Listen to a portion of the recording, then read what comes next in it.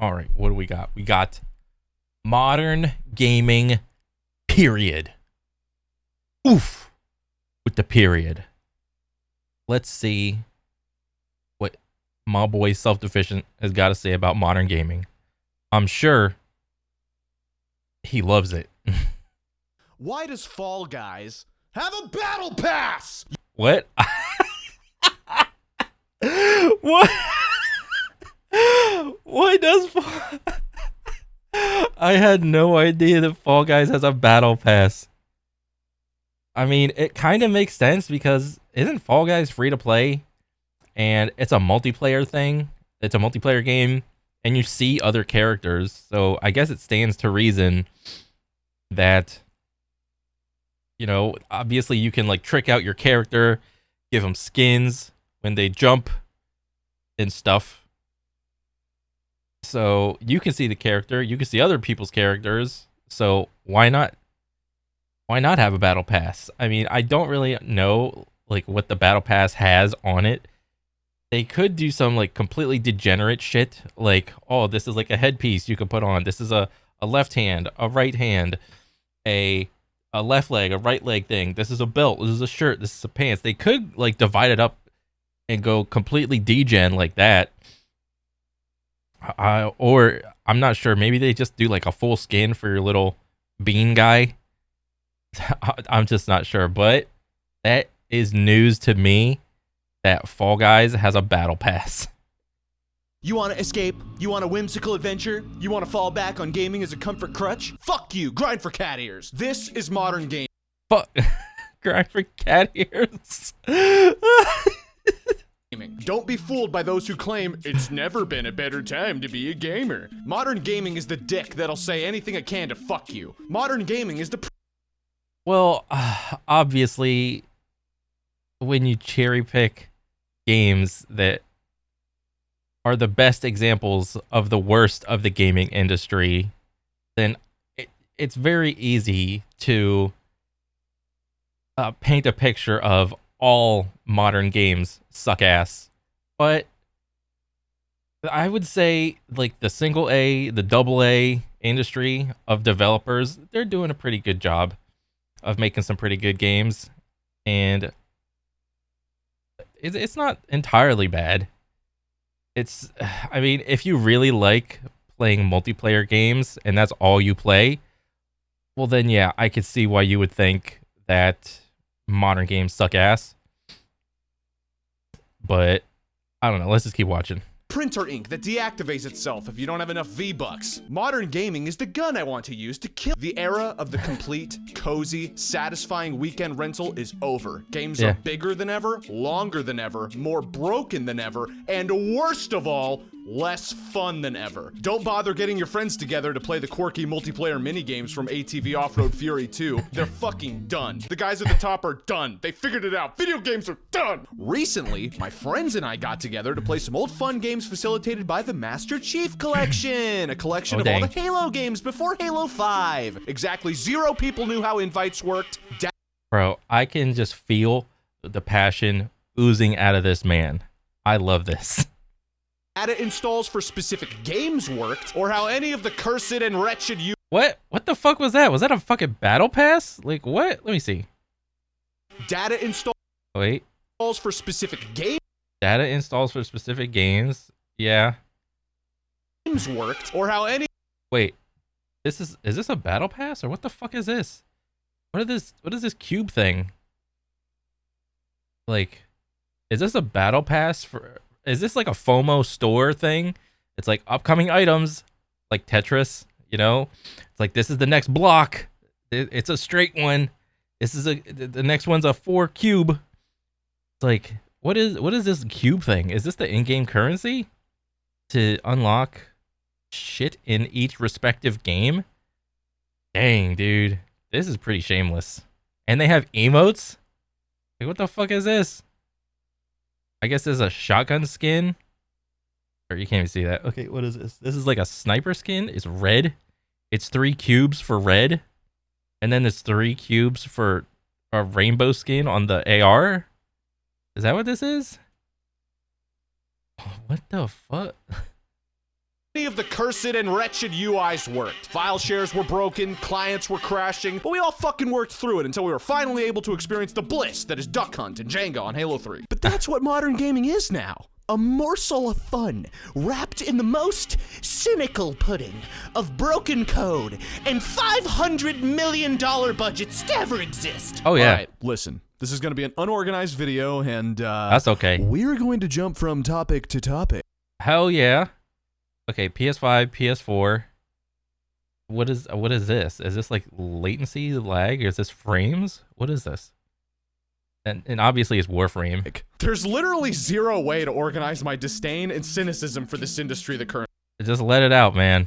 stands. So let's just pretend that this is a list video. What's the list video called? Top 18 reasons modern gaming has made my dick stop working. Number 1, Halo Infinite and Cyberpunk 2077 and No Man's Sky and Madden NFL and... Hey, if you were hoping for something from the Madden IP, hey, that's on you, man. That's not on them. That's on you, all right? That's on you. It was like this 10 years ago, 15 years ago, and it's still like that today, all right? Hey. Battlefield and Star Citizen AAA games hate you. They hate the notion that they'd have to actually entertain you, so instead they just wish upon a star and promise it'll all come together someday. Well, it'll come together about a year after the game has officially come out of the beta. So once it goes out of the beta and then the days one launch happens, it's obviously not going to work on day one. That's obvious, all right? So you need to wait about a year or two, and then the game will be playable. Every Madden game that's released is trashed by the pros and littered with bugs. Literally every ambitious video game launches in the state that No Man's Sky did. Quote-unquote everything simulators like Star Citizen that promise the world rob you blind and fuck your dog. Cyberpunk 2077 had the audacity to have a great art style and amazing soundtrack while also enacting Poland's wish for its very own divine showcase for overhyped technical buffoonery. And Halo Infinite has the otherworldly nerve to make a roadmap announcing the beta for Match XP as a fucking feature. Match X. Wait, that wasn't in the game? This is Halo Infinite we're talking about. There wasn't a way, and Halo Infinite was like the free-to-play one, right? It like the multiplayer was free to play, but then you had to pay for the campaign, I believe. I could be mistaken. But how are you gonna have a free-to-play game, a free-to-play multiplayer shooter, and no way to like level up your account and provide no form of progression? That's actually like not the norm. And I could say that with a high level of confidence, all right? Because my confidence in the FPS genre as a whole, as the years go on, my hope for it to someday succeed goes down year after year. All right, the FPS genre, or not just FPS, just shooting in general, the shooter genre. All right, it's not looking good. It's not, man. Needless to say, very few developers have the ability to rein it in and have the pep talk good enough to stop smoking meth in the fucking break room long enough to turn their games around. Hello Games is the shining example everyone loves to bring up with how they turned No Man's Sky around from a broken, unplayable mass of shit to something that people pretend is fun to play. A pure sandbox without fluid feel still sounds like a bad time to me, but hey, some journalists changed their ratings, so we all better go on Twitter and tell the masses the consensus. What the fuck? It went from a 6 to a 7.8. Okay, and just good. IGN says the game is good now. Looking that way. This has changed. Why even bother releasing the game in 14 months when we can release it in 15 minutes? Todd Howard, I haven't even finished the wall textures in the first level. 14 minutes and 56 seconds. Hyping any video game up these days just leaves you with the same feeling you get when a beautiful girl doesn't appreciate your hard-earned 100% save file in Sonic Adventure 2. Disappointment. My Chow can run circles around you, Francine. They're champion fighters and can fly high so they can reach the highest of all the heavens, Francine. Why don't you love me, Francis? Number 2, you keep buying it. These games demonstrate the... Bro, this is the truest of truths that this man is about to lay down. These AAA developers would completely change their philosophy if people would stop buying their games on day one en masse. All right? Wait a week or so. Wait 2 weeks. Wait for the good reviews to come out, not the IGN one where there's about 100 hours of gameplay, but they beat the game in 10 hours and feel they're the authority on it, and they just say the game's a 7. Okay? Don't trust that review. Trust the guy that has went through the entire game, or at least most of the game. Okay? Like these game developers like to prey on the FOMO aspect of a game releasing so much that it's just people, they just can't wrap their head around just waiting. I need to have it now. It just got released. I need it. Bare minimum for what could be considered software, and the market has spoken. We'll be angry, but God damn it, take my money. Even though nobody plays these games after launch, they line up to buy it. It makes my fucking jaw drop. The amount of raw, unfiltered, hardened, diamondized, reinforced, ionized copium surrounding the rocky launch of AAA games with $500 million budgets is too much. You all need to snap out of it and do something more worth your time and money, like getting a payday loan. Everyone fucking knows you're gonna spend it on FIFA's Ultimate Team anyway, you stupid fucking idiot. Number 3, it's true. Matchmaking is dumb now. Oh yeah. In 2007, Bungie dropped the angelic sex toy that was Halo 3. Kept you coming back for more, and the orgasms only got better. You got to play the game with your friends, finding matches was transparent, the UX was fat and thick, those pre- and post-game lobby fights, the service records, and even the limited events before the live service battle passes of modern day. Rock hard, flaccid, titanium, tinfoil, crunchy peanut butter,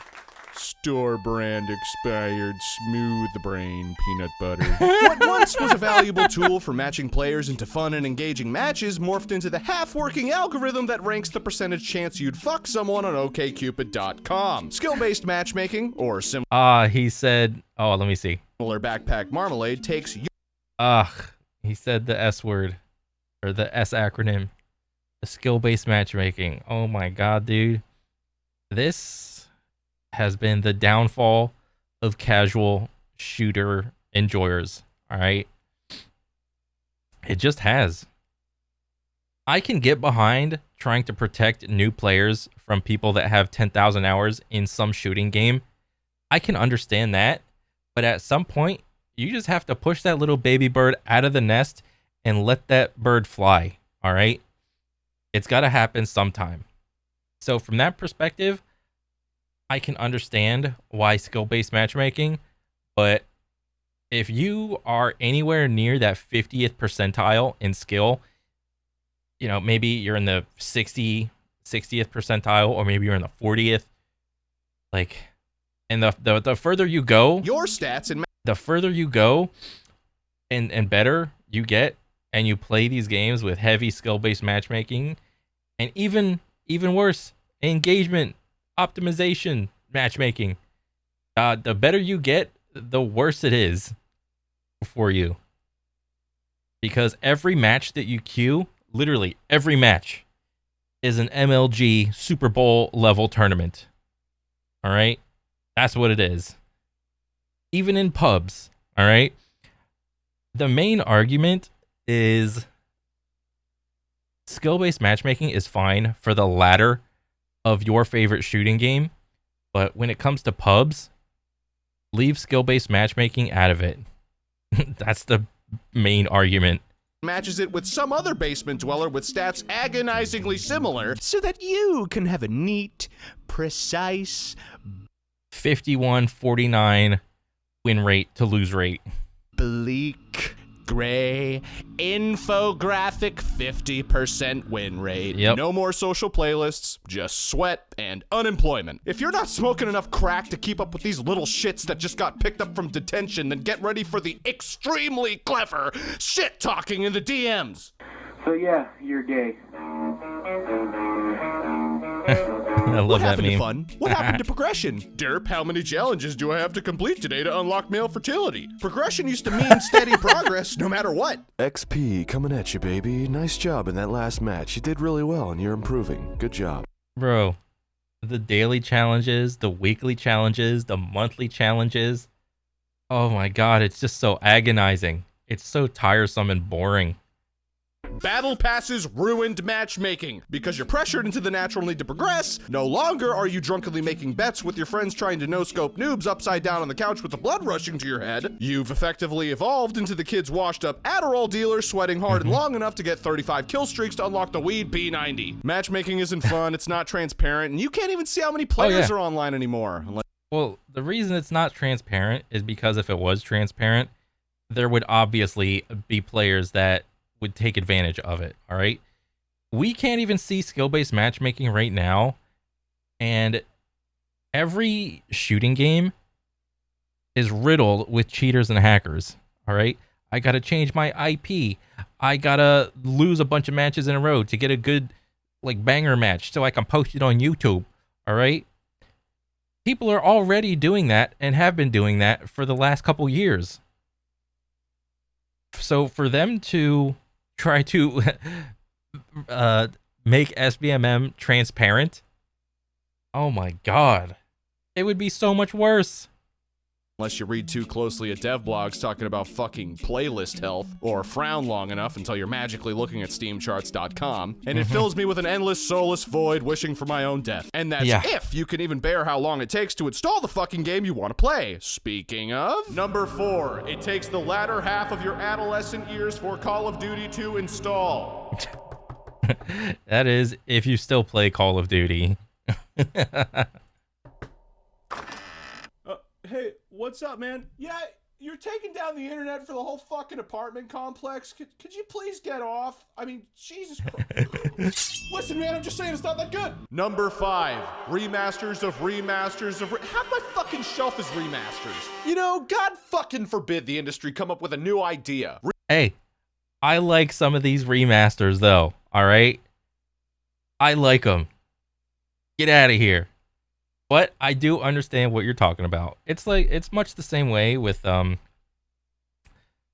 modern movie making industry, and how sometimes they just need to let the good movies be good movies instead of having to update them for a modern audience and so on and so forth. Okay? Yes, it's nice to have some of these old games remastered just so, you know, having modern, like, I don't know, somewhat better graphics makes it a little bit more attractive to playing the game again and relive your childhood. Because I'm not gonna lie, old ass Spyro at the time was fun to play, but me being my age now, I'm probably never gonna go back and play old ass Spyro on that. What was it on? A Dreamcast or some shit? All right. If I could just like go to whatever game store this is on, like Steam or whatever, and I want to play Spyro, I'll be like, oh, it looks nice. That, you know, it's not entirely bad, but I get where you're going. You know, remasters are just a cash grab. Reboot this, reboot that, reboot my foot up my own ass and charge me $70. The Last of Us was originally released to critical acclaim, and then re-released 1 year later to critical acclaim, and then re-released again in 2022 with a shiny new title, and the critics finally shat on it. Oh.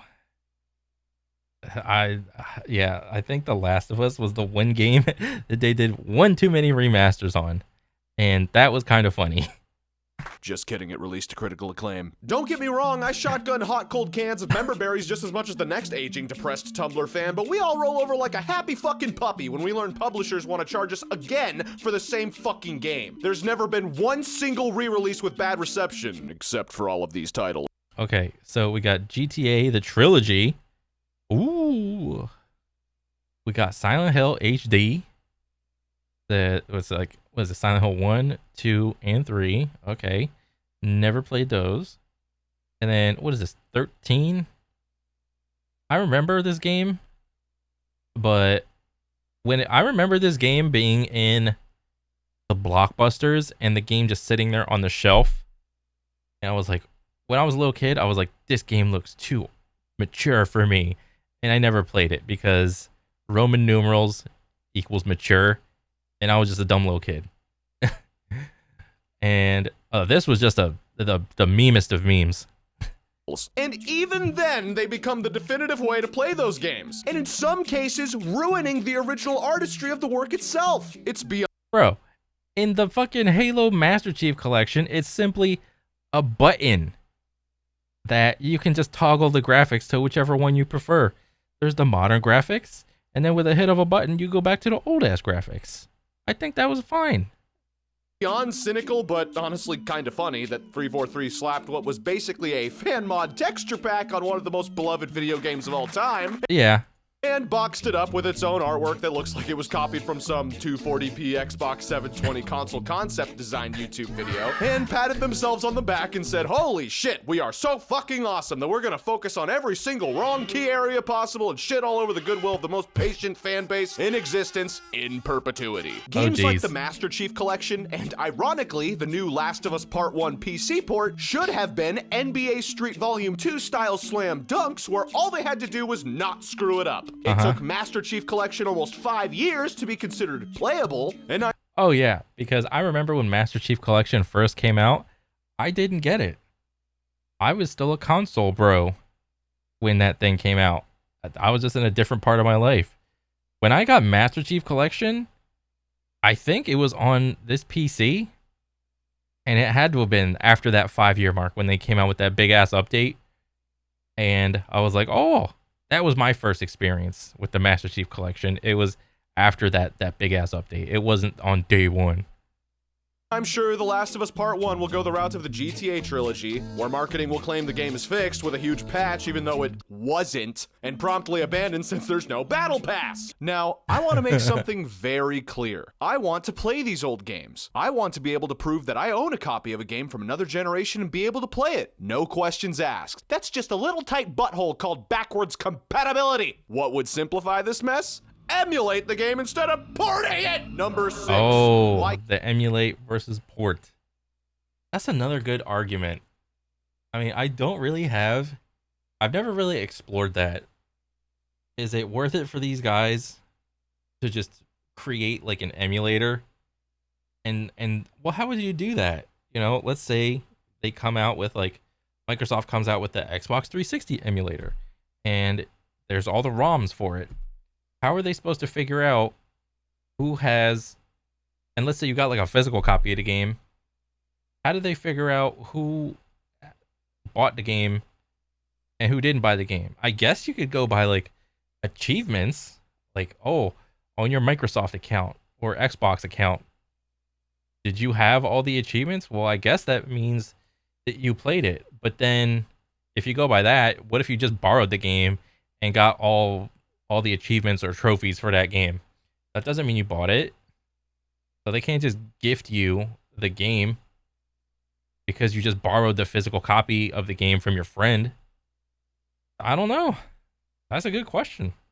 Why can't PlayStation and Nintendo realize their back catalog with quality emulation? The Nintendo Entertainment System came out in 1983 and has about 720 games. The Super Nintendo Entertainment System came out in 1990 and has about 1,750 games. Dang. The Sony PlayStation came out in 1995 and has about 3,060 games. Damn. The Nintendo 64 came out in 1996 and has about 390 games. One of them being Ocarina of Time, which Dylan won't shut the fuck up about and is mid at best. The PlayStation 2 came out in the sizzling year 2000 and has a whopping 4,379 games. The Nintendo GameCube came out in 2001 and has about 652 games.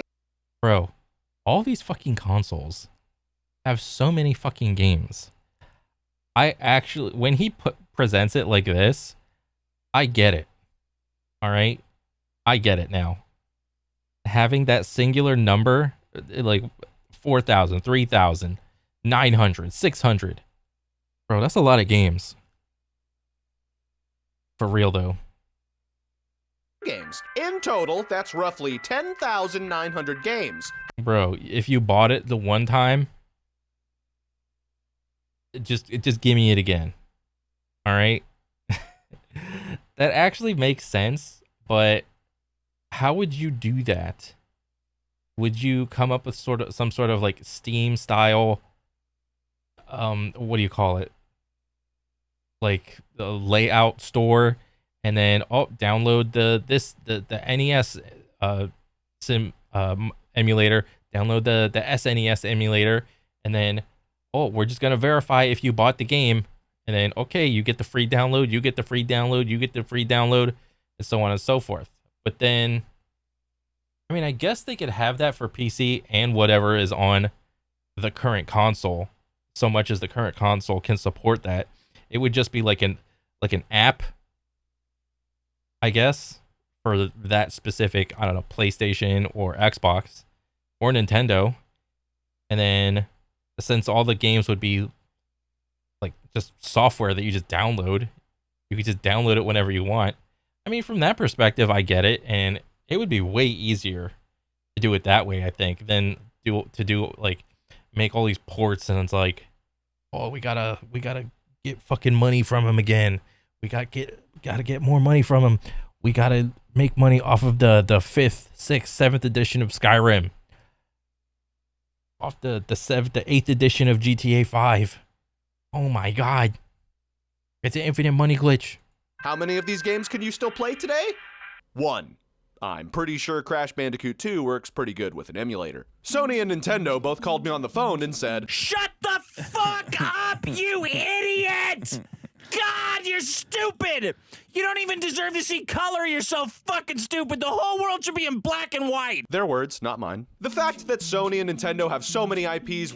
It is kind of funny that the game companies don't do that, because if you put it in the perspective of, let's say, some sort of other form of media, let's say books, it's like, if you got a book back then, you don't really remake a book or remaster a book. It's like, the book is the book, and it's just a physical thing that you have forever.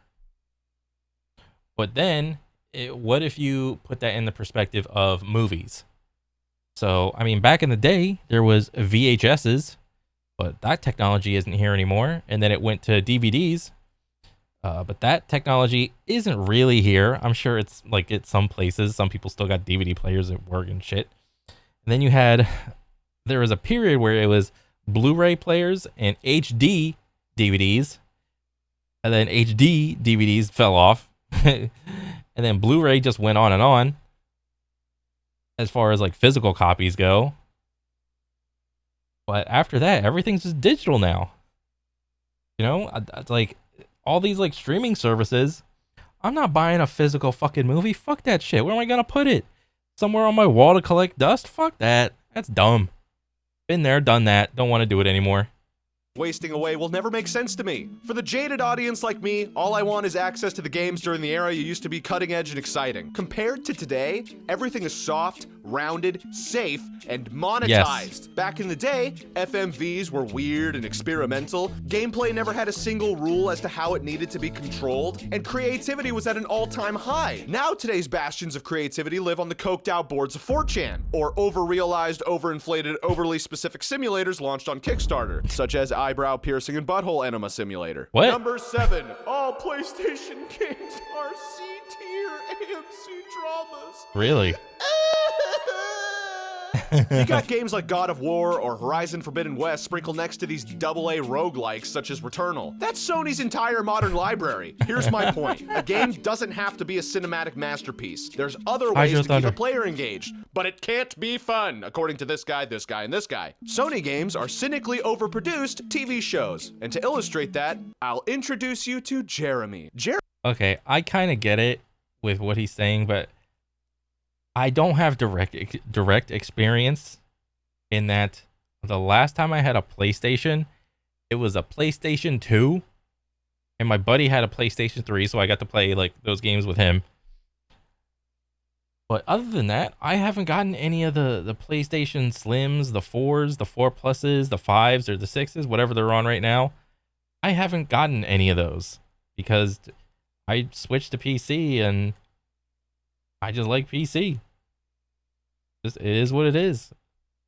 Jeremy has seen some Marvel movies when he was a kid, won't shut up about Breaking Bad, and unironically watched some shows on the CW. Jeremy is going to play God of War Ragnarok and Horizon Forbidden West 5 times each because everyone on Reddit is discussing the lore of all the moments he was too bored to focus on. Jeremy also feels the obligation to join constructive Reddit threads about the merits of the $100 million video game. Jeremy also pretends to have always loved Spider-Man before buying the PS4 game. Jeremy has nothing to do with himself because he's alone and undriven. Jeremy has depression. Jeremy is going to rewatch Breaking Bad a few more times and play God of War again. Jeremy has to move some installs off his secondary drive to the internal drive, and that's probably going to take an hour. Jeremy figures he'll try a new video game like Pizza Tower, but it's unfamiliar to him. Jeremy can't sleep at night. Jeremy is going to play Horizon Forbidden West. Jeremy overeats. Jeremy got rejected by the girl at work. Jeremy is going to join a forum for Sony game fanfiction. Jeremy is insecure and feels like he's learned nothing in life. Jeremy is going to binge watch Better Call Saul. Jeremy is going to play The Last of Us Part 2. Jeremy is surprisingly still alive. Number 8. New original IPs are literally just Biomutant 5.5 out of 10. Start a game company and make a new IP. Know what you're gonna make?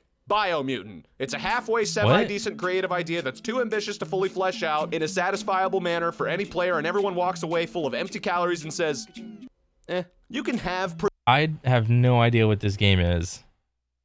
pretty graphics, you can have smooth gameplay. But the second you prioritize those two things over an immersive and creative gameplay loop, your EA games challenge everything. This concept isn't new either. Crucify my dick, but Fable is a perfect example of this. The original Fable trilogy is exactly indicative of this phenomenon I'm talking about. Engaging visuals, smooth enough gameplay, and a continuing complicated case of bulimia. Those games had zero narrative worth paying attention to, zero gameplay. Bro, I played Fable 1 through 3, but I have no idea what the story is.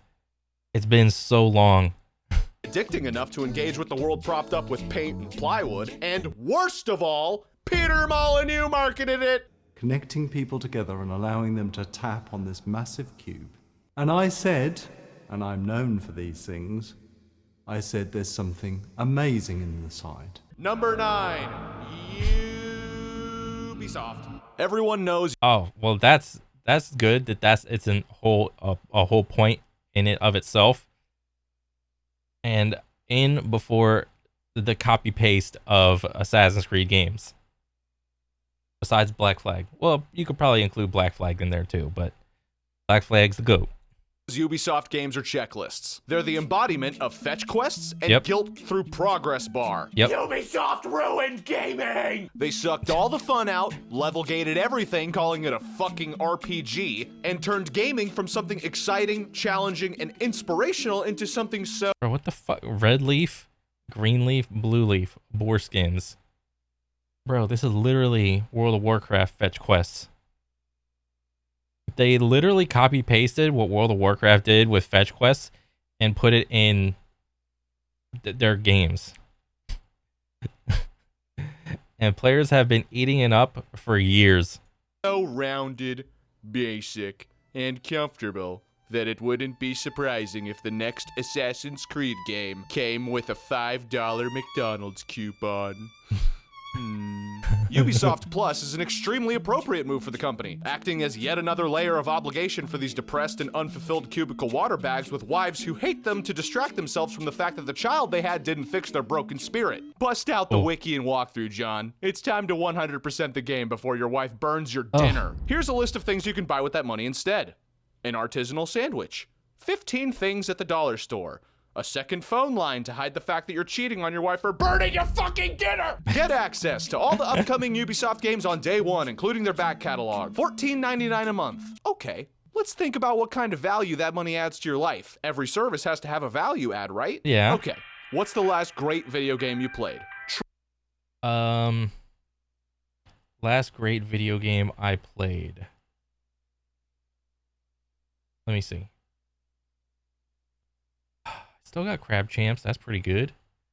Still working on Elden Ring. That's decent. Play Kovacs most days. That's pretty good. I don't know. I played Doom. Doom Eternal was pretty good. Armored Core 6 is pretty good. So, I don't know. truly great. I'm willing to bet that whatever game it was. Yeah, but what does fucking truly great mean? Like, truly. I mean, that's a subjective thing. Has cracked 90 on Metacritic. How Oh. many games do you think Ubisoft released that cracked 90 on Metacritic in the last 10 years? Go ahead. I'll give you some Oh, I got no fucking clue, dude. That's your guess is as good as mine. I got nothing. time to guess. I'll give you a hint. Black Flag. It's one syllable. All right. The Oh. answer is actually 9 games. Oh. So if we divide that by 1 every year, we get almost a great game every year. Oh, just kidding. The answer is actually 3. So you're paying Oh. $15 a month and you don't even get a coin flip's chance to play a great game that year? Wow.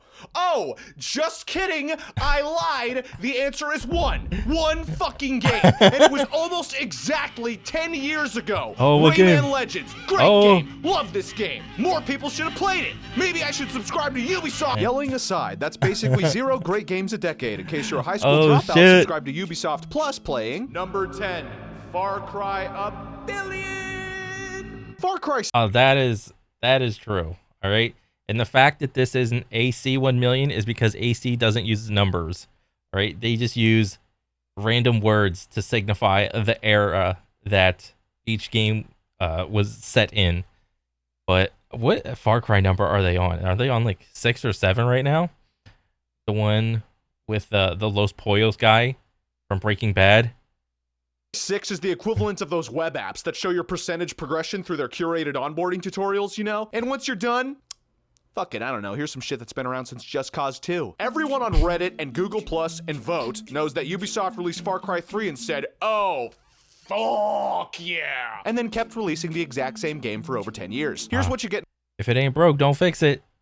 in Far Cry 3. Constant shitty random encounters, brain dead AI, an incomprehensible dog shit mess of a story, the bottom tier worst crafting mechanics known to game designers, horrible driving, horrible quests, a cop-out sandbox that everyone pretends damn. is super engaging to mess around with because 3 guys recorded a few quote-unquote funny GIFs on Reddit, and a sincere lack of anyone that gave a single shit about getting it to market. Far Cry is a money printer. Bro, I only played Far Cry 3, and after that, I was like, okay, that's enough for me.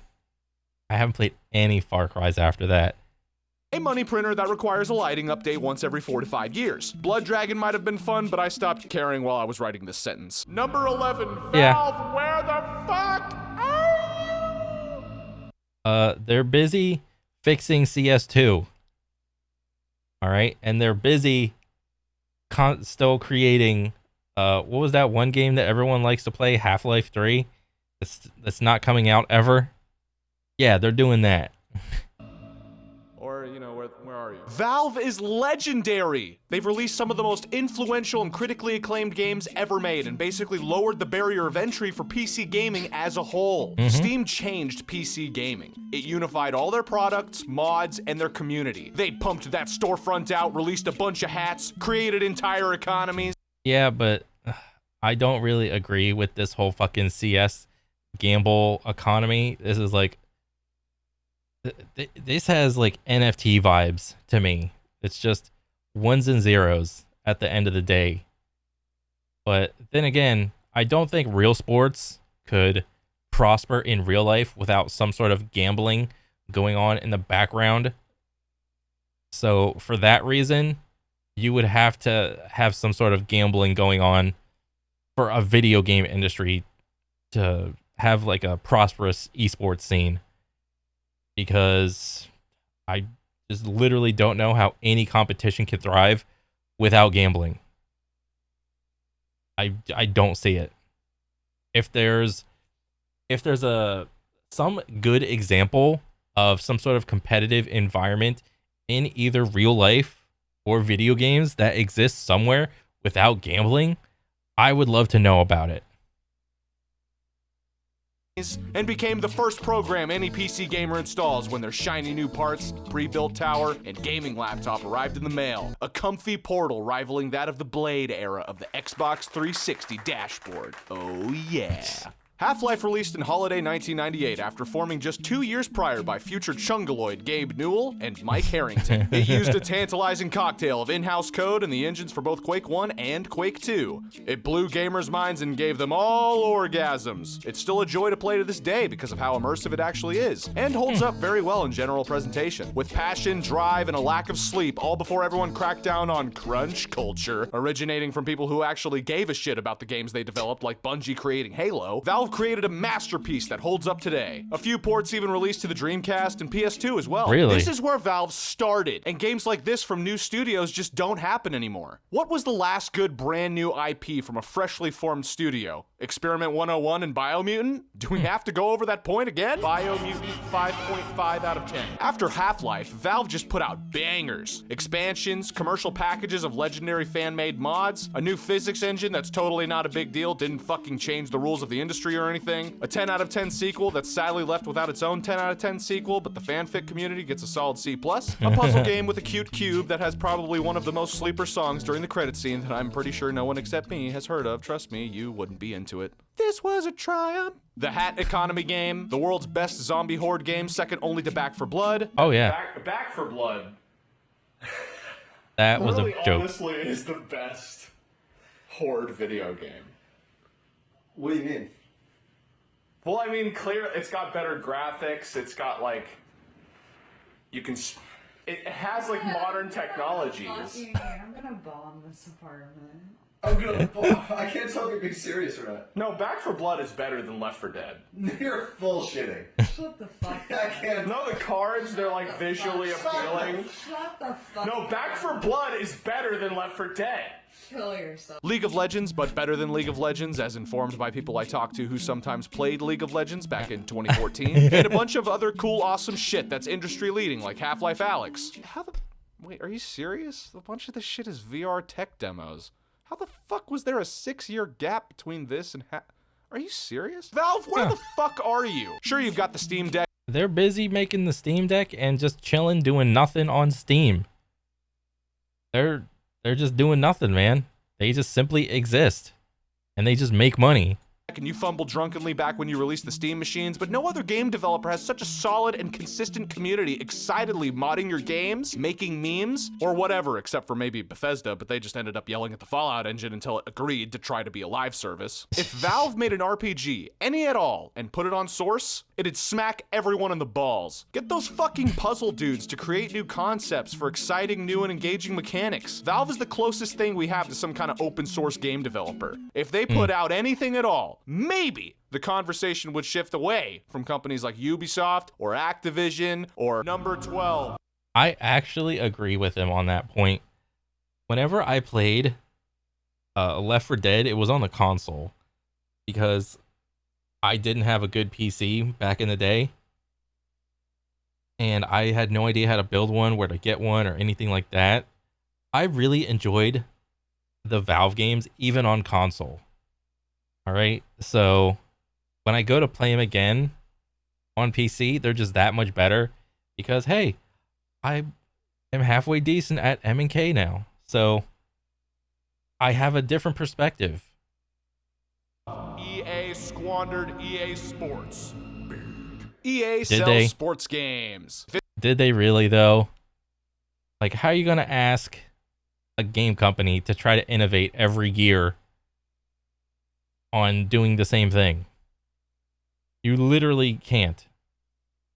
It's got a turf, or a court, or a field. EA's got a game for it. Most of these games are released yearly with game-breaking bugs, broken cloud integrations that completely wipe multiplayer season progress, and the Battle Pass to end all Battle Passes. Ultimate Team. It's a loot box game mode. What's a loot box? A loot box is a slot machine. Yes. That's it. You pay money, you play the slots. Every video game actually had them for about 3 years until some people bitched about CSGO and Star Wars Battlefront 2. It's a racket to take advantage. Oh my god, this was so funny. The over 600,000 downvotes.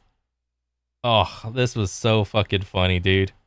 I was there for that. I remember clicking on that thing and seeing, I never saw the number get that low. Well, I never saw a number get that big, but then I saw a minus sign next to it. I was like, what? Is this real?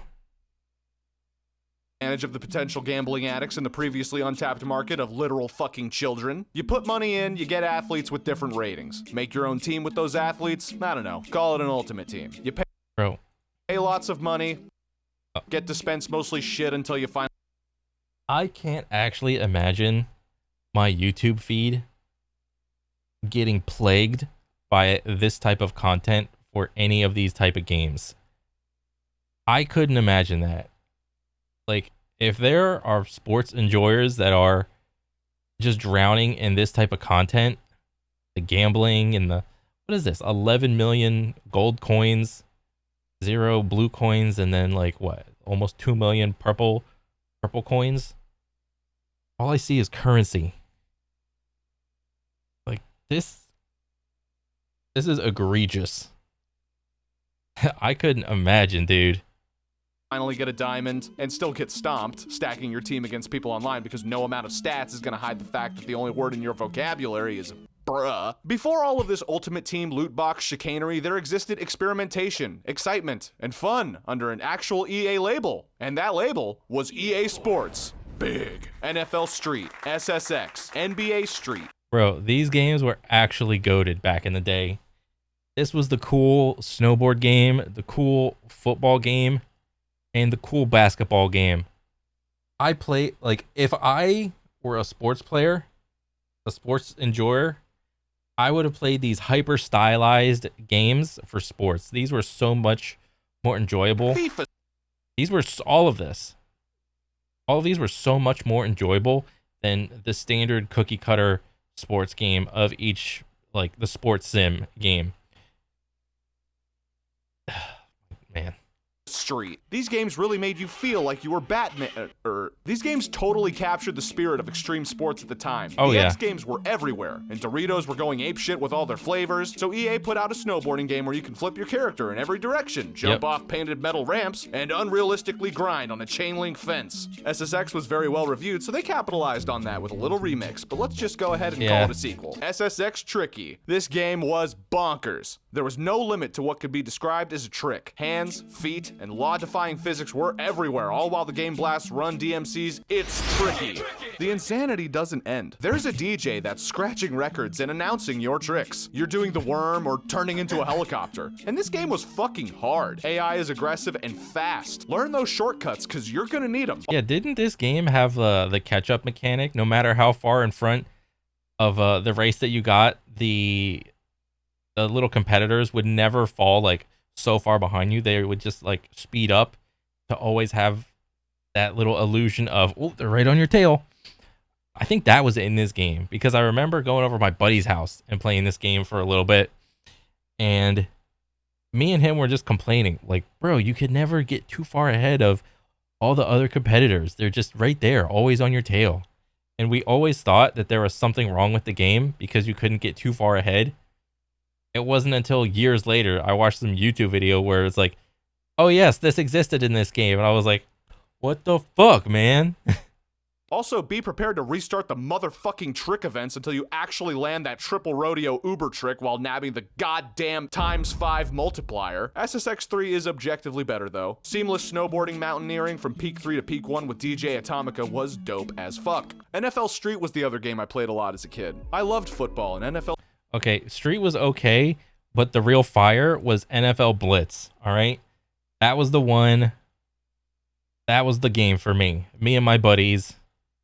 Was it Alex and Jeff? Jeff was the one that actually played football. He was good at it, and I was like, me and Alex were like just okay at it. And we would always just take turns, and we could never beat Jeff because he was good in real life at football, and he was good at the video game too. Okay, we were just fucking pissed because we would do it like that winner stays and the loser just keeps rotating. And that was the one game where you could, once you like built up enough momentum, your player would go on fire and they would just get super speedy and they would do everything way faster. So it was insanely hard to catch up. And the bragging in that game, like after you do a play where you could like clothesline players, you could like pile drive them, and it was just It was just bullshit fun. That was the game. That was the football game for me. Street loved me. It was a fast-paced and wonderfully exaggeratingly animated version of the sport, and it was easy to pick up and play. The game was unfairly challenging towards the end of the career mode since it relies so heavily on in-game stats, but that just made it more fun to fully max out a character in the way you intended. The outfits are a complete joke, but exaggeration was key here. Yeah, but who Your cares? characters jump a million goddamn feet in the air to catch a ball. Every movement is definitely big. Play this game with your friends, and every play is going to be a screaming match. Games need to be as intense as this these days, and they just aren't. And as far as I'm concerned, NBA Street holds the crown of being the only sports game in the world to make chain counters fun. It's basketball, but with all these little moves that consume turbo and add to a meter called the Game Breaker. Oh, Score yeah. a bunch of moves back to back before making a sick dunk? Your opponent is going to shit a brick, because they are fucked. The Game Breaker makes you OP as hell for one play, and can Oh my god, the Game Breaker mechanic was so good in this game. I had another buddy that got this game, and because they owned it, they got really good at it. And then when I tried to play it and I tried to do the Game Breakers, I would just fuck it up all the time. So eventually I just like sat and they did the whole winner stays, loser rotates. It would just end up being me just sitting on the side and watching, like, god damn it, why do I suck? take points away from your opponent while you score some. Buffoonery that does not exist in modern gaming. Scoring points has never been as fun as in these EA Sports big games. Yeah. The overall presentation and feel of these games is still downright exhilarating. While they are not in contention for being the best competitive games in the world, you could argue that their nature of being easy to pick up and relatively easy to master was what sold the entire experience. Speaking of which, bro, if you want to appeal to the casuals, come out with more of those type of games.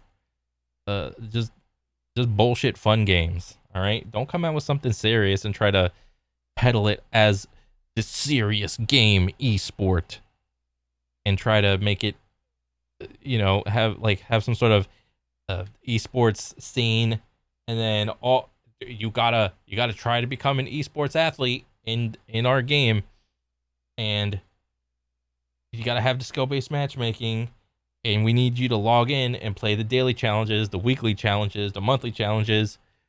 You got to do the pubs, you got to do the rank ladder, and it's like, it's just so exhausting after a while, man. number 13, not enough easy to pick up, easy to master games. Yeah. Thanks to the fact that every game these days is connected to the fucking internet, tryhards are always finding. Oh yeah, nowadays, dude, games are meta'd the fuck out of, even before the game is released on day one. All right, every game has, you know, they'll probably have their little closed beta that you can sign up for, and then you end up playing in that game, and then you try to figure out the meta, and then the open beta comes out and you play that beta, and then you come out with some more videos on the open beta, and then on the day of the release, you have some sort of thing, you know, you're playing the game.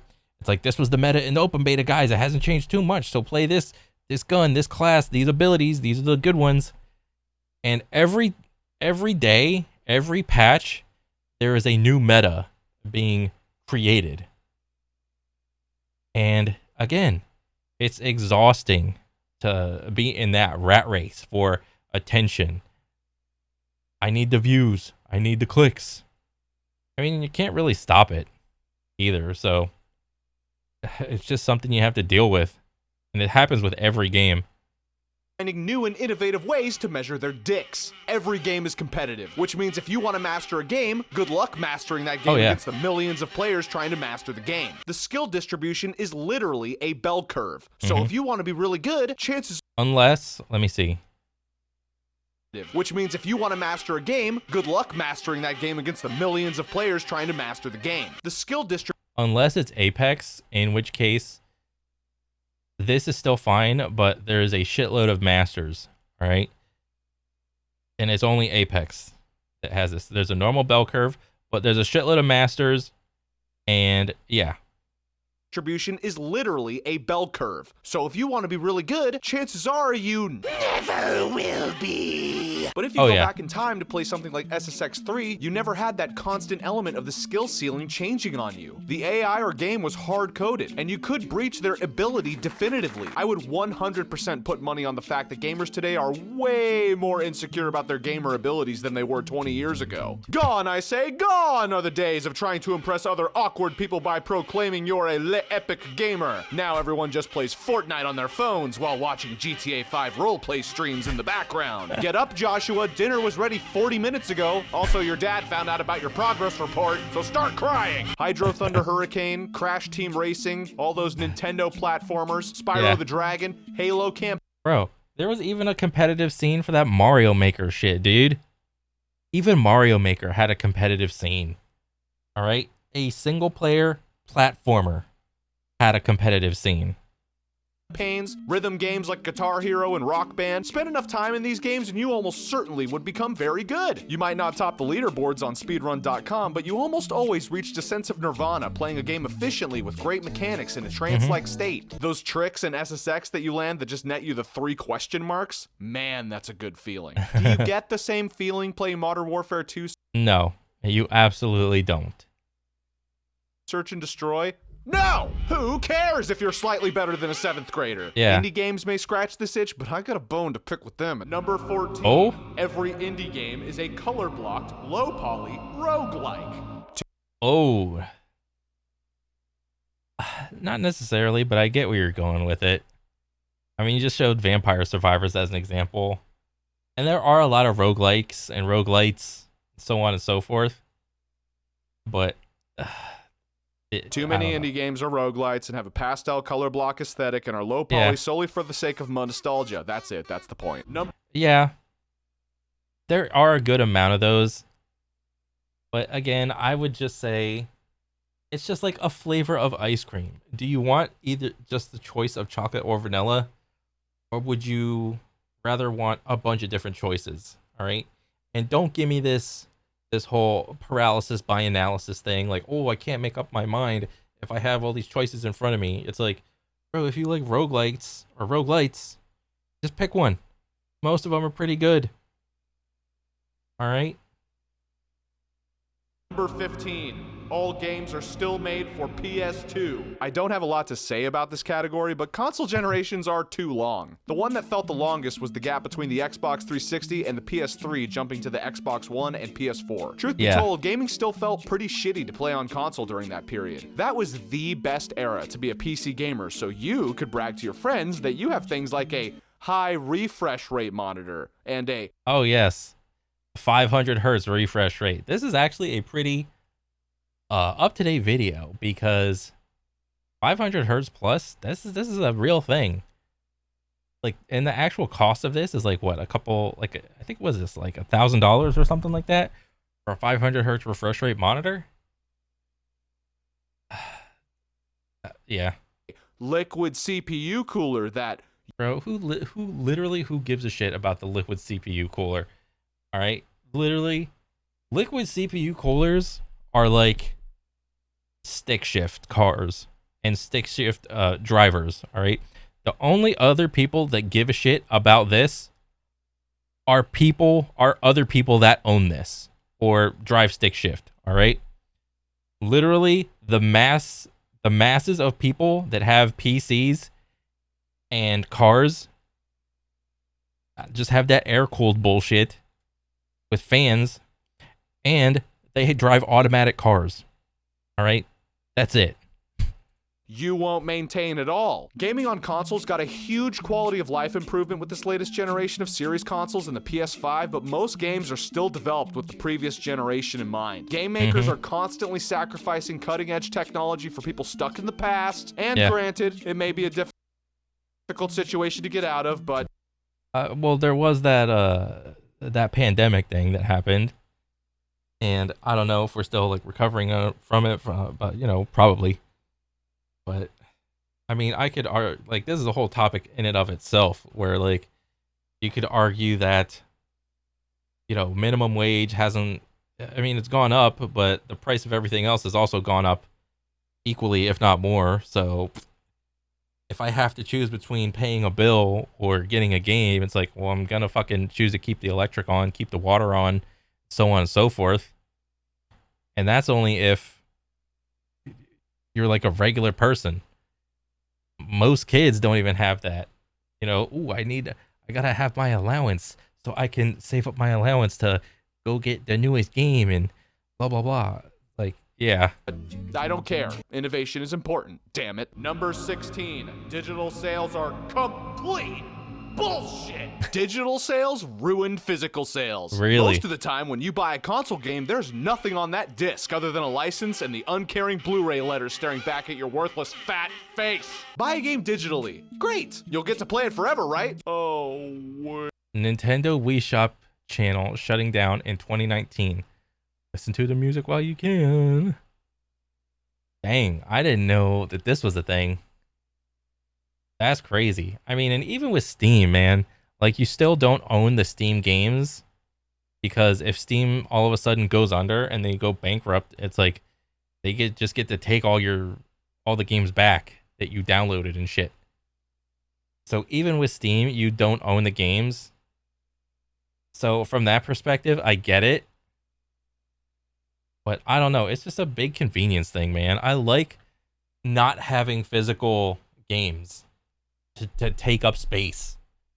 If I had, like, I still got like my 360 games just sitting in my closet collecting dust.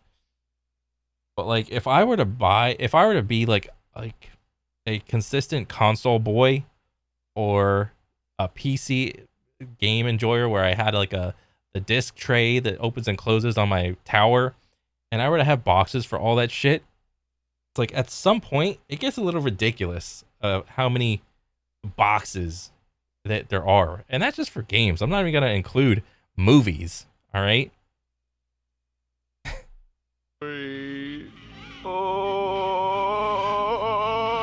To keep this point short, you should be able to buy a license for something and use it indefinitely. Relying on cloud servers to stay online forever for me to download the game at my will 20 years from now is obviously retarded because one day the servers will be gone, so that's why I opt to buy the physical games. So imagine my frustration when these motherfuckers just put key codes in the box and call it a day.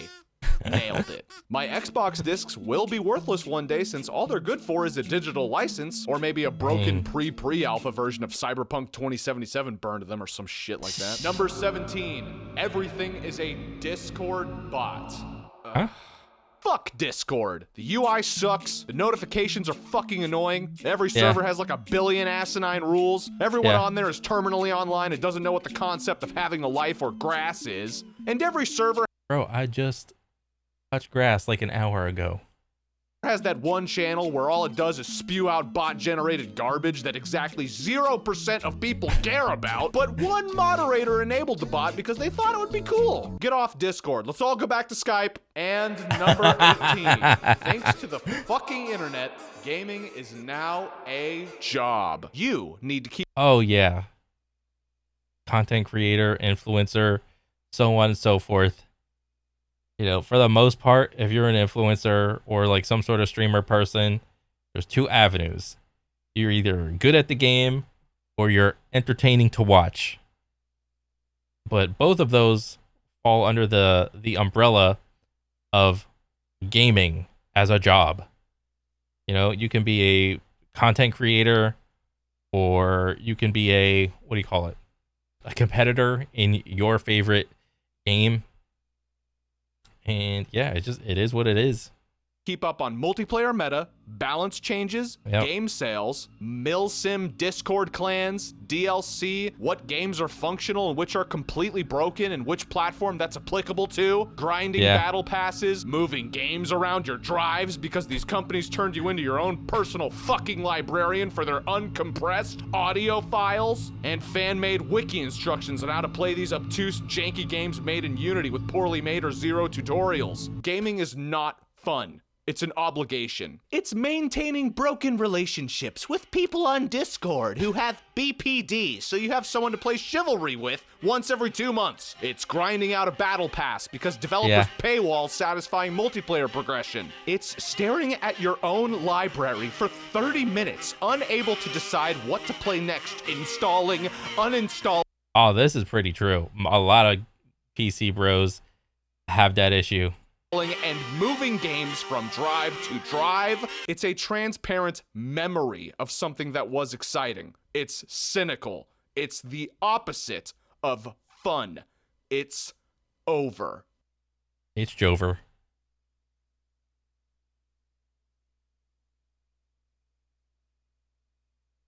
Thank you. Oh, man. This is a good video. I like this, man. This is fucking awesome. Self-deficient. Oh my god. Bro, this is such a good video. And there's a lot of truths in this video. I think there's a couple points or whatever where I disagreed or whatever, but for the most part, this was spot on. And gaming is a very, there are a lot more gamers now than there were 10, 15, 20 years ago. And it is so complicated to be a gamer because there's so many different types. There are so few other hobbies that are as complicated as gaming. You know, if you want to be like, have a hobby of reading a book or going outside and playing basketball, or I don't know, let's say maybe you like woodworking or something like that, or gardening. There are not as many hobbies out there that are as complicated as gaming is. And I don't know, it's just, it is what it is, man. But I like the video. What the fuck? Bro, is that like a new thing? Like, unsub. Bro, what the fuck? This is new. Since when did hitting the subscribe button give you all these fucking colors and sparkles? What the fuck? When did that happen? Is that like an update? What the shit is this coming to? And it's a round button, like you said, and it's smooth. And there's shinies. It's supposed to be a little dopamine hit of subscribing. Oh my god. Oh, Jesus. Anyway, good video. I like it. I want to see more of it. And that's pretty much it, man. All right. So, yeah, keep it up, and I'll catch you on the next one, all right? So take it easy, guys. Later.